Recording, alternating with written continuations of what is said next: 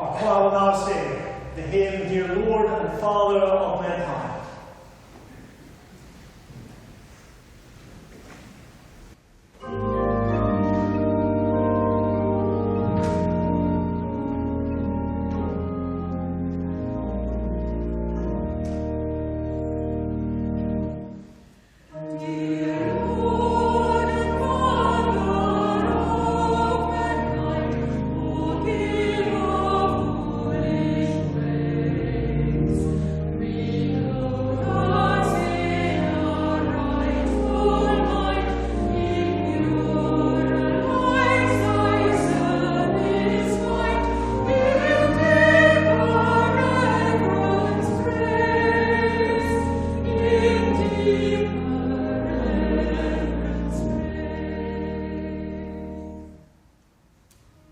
May I speak in the name of God, who is Father, Son, and Holy Spirit. Amen. Thank you, Christine, for the words you shared with us today. Absolutely magnificent tributes, which I know cost a very, very great deal. I didn't know Rory, so it wouldn't be right for me to stand here and pretend that I did to try and add to the stories that have already been told. All I had was the glimpses that you've given me. Glimpses of a man who was full of passion, full of energy, who loved his music, who loved his volunteering, who always he had that hunger to connect with people. A man of talent and imagination and creativity. A man capable of great kindness, and a man who, for all the mess and confusion, was a father who loved his sons. And a man, as we've heard, with a great deal of pain, a great deal of chaos inside him. A man whose troubles to a large measure wrecked him and stopped him from being the son, the brother, the partner, the dad that so much of him would have longed to be.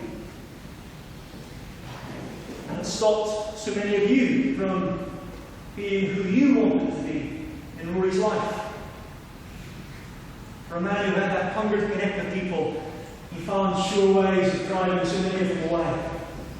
Because he was so chaotic, or the sickness was so chaotic, so demanding. That is a terrible, terrible sadness. And as Christians who rightly said, a cause for some anger as well.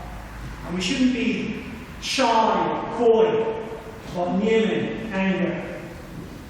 Anger at drink. Anger at what drink did to Rory.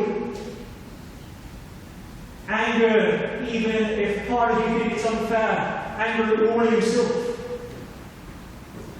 And given that we're in the church, let's not forget anger at God. The funeral of a man not yet out of his 40s, whatever the story, is not just a sad day. It's never just an ordinary sorrow. It's a travesty. It's an outrage. It simply should not be. And one thing a Christian funeral should be is always a howl of protest. This was not God's dream when he made Rory. Rory was not made for addiction and misery and coffins. This is betrayal. This is defeat. And yet, this church was built on the faith that defeat is never the end. It's built on the faith that there's a God who made each one of us because he wanted us. It's the only reason we're here. Because he wanted us. He wanted to see us live and love and shine with glory. And he wanted that so much that when the world went wrong, he became one of us. Walked around with us, lived as one of us, and died as one of us. and on his cross went down into our defeat. That's what the cross of Jesus means. It's God and Jesus going down into the very darkest pits, the very worst pits of human experience, into our graves, laying hold of us and saying, "You are mine. You are loved. Whatever you've done, whatever's happened to you, you are mine and you are loved. And the glory I made you for will yet come to pass, because no child of mine ends here."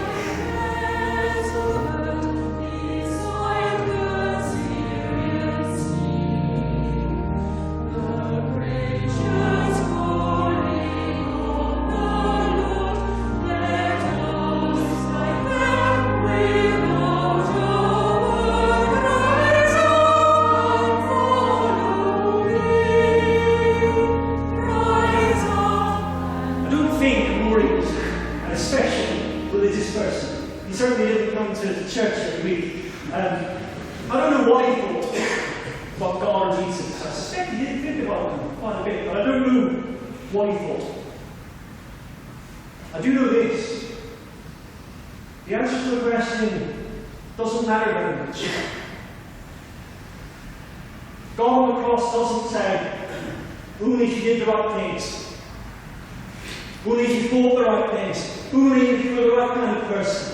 He says, whoever you are, whatever you've done, you're my child, you're loved, you do not end here. That's the voice that Rory hears today. So of course we say, of course we're angry, be hurt and confused, and all of those at their full intensity. For the Christian funeral, you also gather in hope. When you come to the crowd afterwards, you'll hear me say the words, sure and certain hope. Hope and pain and difficulty and defeat do not sum up any human being. And they do not sum up Rory Wilson. Hope that because of Jesus Christ, right now, Rory is surrounded by grace and love and healing. That right now, he's with Jesus. Right now, with the one who can heal. The one who can make good.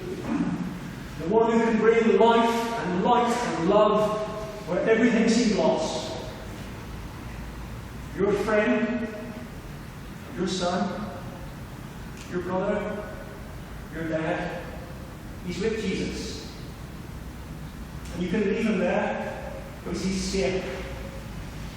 And you can trust it in Jesus' hands. He'll be made whole. He'll be forgiven. He'll be made what he was meant to be. Filled with love and joy and peace and all the glory God made him for. And you can trust that in God's good time, you will each know it with you. Rory Wilson, beloved Son of God, may you rest in peace and rise in glory. Amen.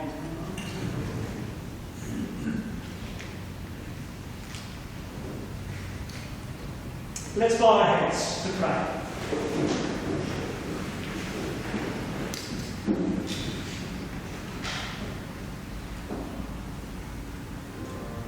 God of mercy and Lord of life, you've made us in your image to reflect your truth, your glory, your life.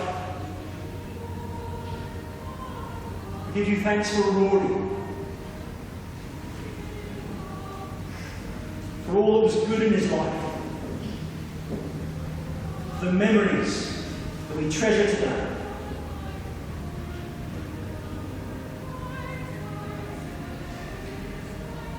You've promised eternal life to all your children.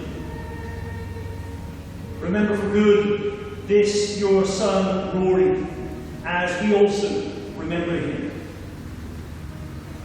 Bring him with all who rest in Christ Ron, with Andy, into the fullness of your kingdom, where sins are forgiven and death is no more.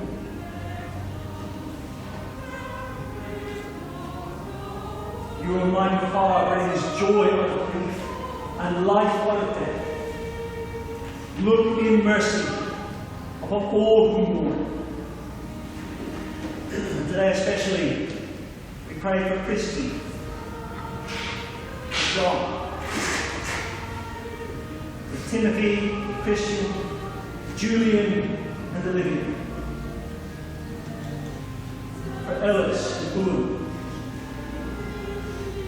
for Dave, for all who knew and loved Rory, for all who mourn his passing. Give them patient faith in the times of darkness, and strengthen them with the knowledge of your love. We bring all our prayers together in the words that Jesus taught us. Our Father, who art in heaven, hallowed be thy name. Thy kingdom come, thy will be done, on earth as it is in heaven. Give us this day our daily bread, and forgive us our trespasses, as we forgive those who trespass against us. And lead us not into temptation, but deliver us from evil. For thine is the kingdom, power, and the glory, forever and ever. Amen.